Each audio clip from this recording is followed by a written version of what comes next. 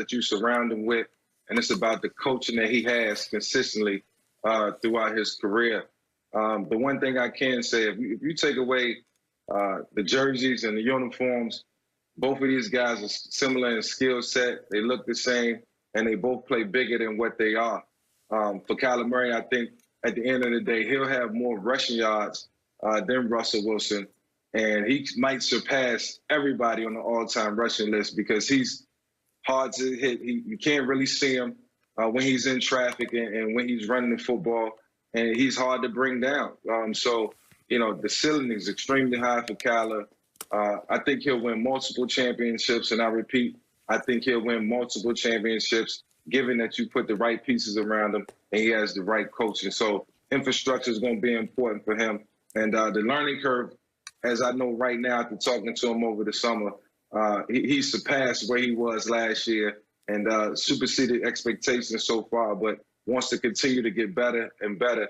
And that's by watching the elite and trying to become elite. Whew, that is high praise, Mr. Yeah. No doubt. True.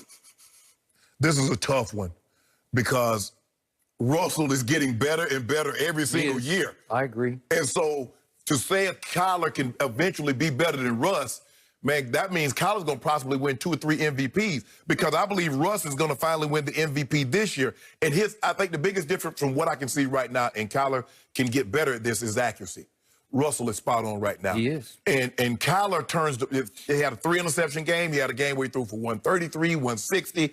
And Russ had those games early, but it was because they wanted to run the football. They didn't allow Russ to do what he's doing now. They've tailored this offense to his skill set. Yes, they try to run the ball with Carson, but they have no problem with just totally abandoning the run and saying, Russ, go win this game. And a couple of years ago, it was all improvisation. It was all off script. Russ was pirouetting. He was running, throwing, and now all of a sudden, Russ can beat you from the pocket. He can beat you outside of the pocket. We always know he can beat you with his legs, and he doesn't take the hits out of the skip. He gets down quick. Now, he doesn't get down as quick as Kyler because Kyler's like, nah, y'all getting too close. Let me go on down. I don't want no 300-pound man up. So you force me right now, Skip. I'm going to say no, he's not going to be as good as Russ because I believe Russ is only getting better. Right now, Russ is on the Hall of Fame arc. The last 2 years. I agree. And so the next 3 years will be very important for him. He already has 1 Super Bowl. He gets an MVP. Probably should have had 2 Super Bowls. So I'm going to say, right now, I'm going to say no. Because I believe Russ is only going to get better. DK Metcalf is only going to get better. Lockett's going to get better. And looking like they might get Antonio Brown. So he might have some really, really gaudy numbers this year, Skip. So right now, I'm going to say no. I want to say that I appreciated what Michael Vick said to start us off. I am obviously a Kyler fan. I grew up rooting for the University of Oklahoma, so it got in my blood. And when he was there, he was just off the charts great. He was big-time clutch, big late moments, big third downs. Trust me, he will make plays when it's time to make these plays. Against Texas, at West Virginia, which was a good team that year that he was there. And then, Shannon, against Alabama, again, he lost Hollywood Brown, his #1 receiver for that game. He tried to go out there and stumbled around for a while, limped around. But do you remember he threw for 308 against Nick Saban's defense and ran for 109. So that's 417 combined yards and 3 touchdowns. He had them Dak numbers. He had them empty count. We was already up 28-0. I don't know if Dak ever was going to run for 109. No. Okay, all right.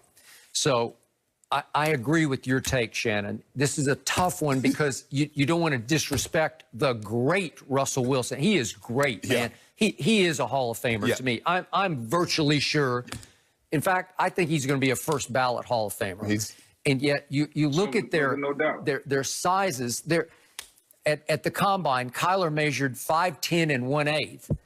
Russell measured 5'10" and 5'8". So Russell is exactly a ½ inch taller than Kyler. So to Michael's point, they're virtually in the same package.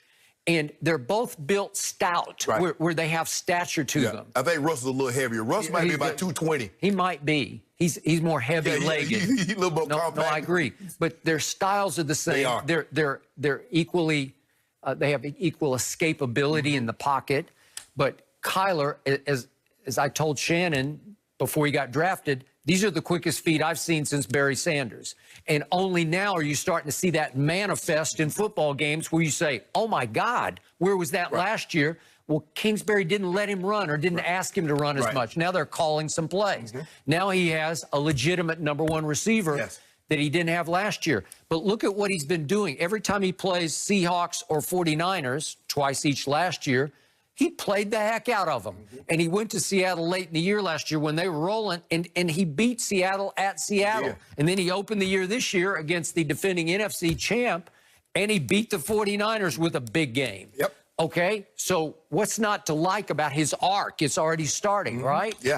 So I would say he has a chance to be better than Russell. He's got to stay healthy, obviously, but he does have something in his head, like a defense mechanism that even Michael didn't have when he ran. Something about Kyler, because he's a baseball star, he gets down fast.